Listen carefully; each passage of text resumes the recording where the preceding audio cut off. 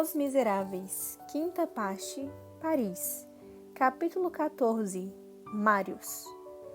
Barão Marius de Pontmercy. 8 ou 9 anos depois dos acontecimentos que acabamos de narrar, um rapaz muito pobre vivia na antiga casa de cômodos onde moravam Jean Valjean e Cosette. Chamava-se Marius. Quem era, afinal? Seu avô era o senhor Gillenormand, homem vigoroso já na casa dos 90 anos. Falava alto, enxergava bem, comia por 3, roncava alto, gostava de uma briga. Vivia com uma filha solteirona, com mais de 50 anos, a quem ele tratava como se fosse uma criança. Descompunha os criados, gastara boa parte de sua fortuna e aplicara o restante em renda fixa, ou seja, contava com uma boa renda, mas não deixaria fortuna. Rica, na família, era justamente sua filha, que herdara a herança por parte de mãe. Politicamente, Gillenormand tinha opiniões ardorosas. Adorava a Casa Real de Bourbon, reconduzida ao trono depois da queda de Napoleão. Tinha horror da República e da Revolução Francesa, ocorrida em 1789.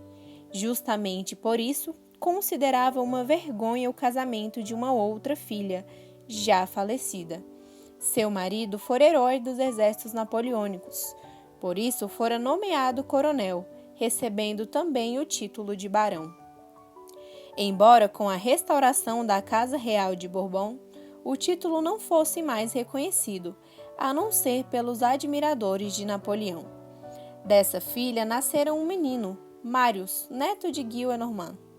O avô idolatrava a criança, mas obrigara o pai, coronel de Napoleão, a jamais ver o filho. Era essa a sua condição para educar o menino. O antigo coronel vivia modestamente em uma pequena aldeia, cultivava flores. A cada 2 meses ia a Paris e se escondia na igreja para ver o filho de longe. O sacristão da igreja em Paris e o padre da aldeia eram seus únicos amigos. Sabiam de sua história e lamentavam o sacrifício do coronel. O menino cresceu, tornou-se rapaz, sem nunca ter notícias do pai. Quando este morreu, em 1872, Marius recebeu suas últimas palavras em uma carta-testamento. Deixava-lhe o título de barão e pedia que sempre fizesse o bem ao sargento Thénardier, que salvara sua vida na Batalha de Waterloo. Embora, na verdade, Thénardier tivesse tentado assaltá-lo quando estava inconsciente, mas isso nem o coronel nem ninguém nunca souberam. Marius estudava direito. Como sempre vivera afastado do pai, não sofreu muito com sua morte. Julgava-se abandonado. Certo domingo, porém, quando rezava na igreja, um sacristão aproximou-se e pediu-lhe para mudar de lugar.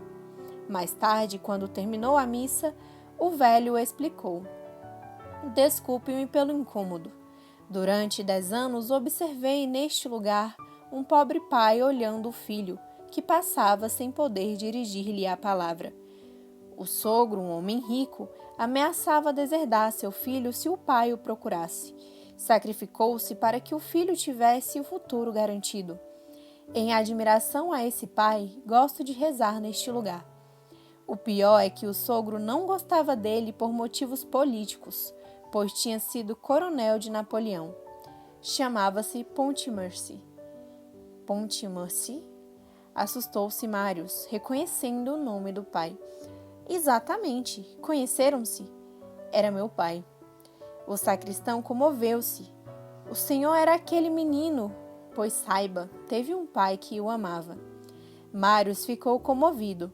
Passou a estudar a história da República e do Império Napoleônico. A Revolução Francesa e a ascensão de Napoleão Bonaparte o fascinaram. Deixou de admirar os reis da Casa Real de Bourbon para adotar os ideais revolucionários e democráticos.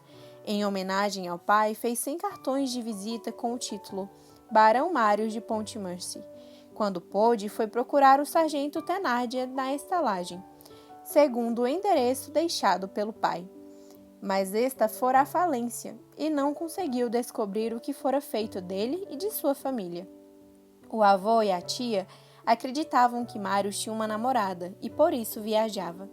Revistaram suas roupas. Descobriram a carta-testamento deixada pelo pai e os cartões com o título de barão. O avô exaltou-se. Que significa essa comédia? Que me orgulho do meu pai. Seu pai sou eu. Mários retrucou. Meu pai era um homem corajoso que serviu à República e à França. Morreu esquecido. Cometeu apenas 2 erros na vida: amar demais a pátria e a mim. O avô não se conteve.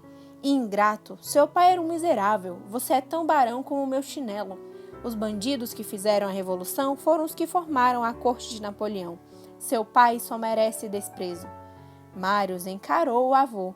Bradou: abaixo os Bourbon, abaixo o imbecil do rei. O avô reagiu: não podemos viver sob o mesmo teto. Convido-o a deixar esta casa. Mários abandonou a casa do Sr. Gillenormand. Não aceitou a mesada que ele tentou enviar-lhe. Passou a viver pobremente, vendendo o pouco que possuía. Sem fogo na lareira, com um casaco roto, sem nada de seu, a não ser as roupas e um relógio. Gastava pouco, economizando até nas refeições. Às vezes ia ao açougue e comprava uma costeleta. No primeiro dia, comia a carne. No segundo, a gordura. No terceiro, os ossos. Conseguiu registrar-se como advogado. Não ganhava muito. Escreveu ao avô, participando a notícia. O velho rasgou a carta, furioso. Todos os dias, Mários passeava no jardim de Luxemburgo. Ao caminhar, começou a observar um velho com uma jovem, sempre sentados no mesmo banco, na extremidade de uma das alamedas mais solitárias.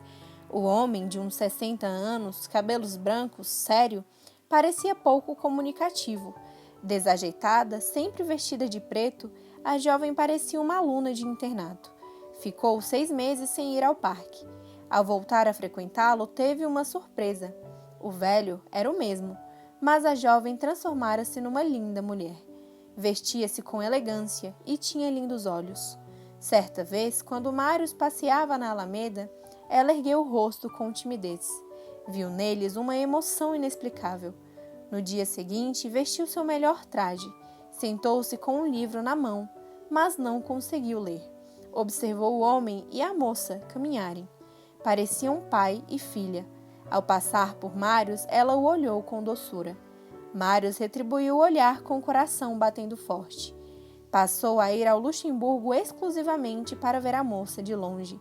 Sempre trocavam longos olhares. O pai percebeu. Muitas vezes ia passear sem a filha.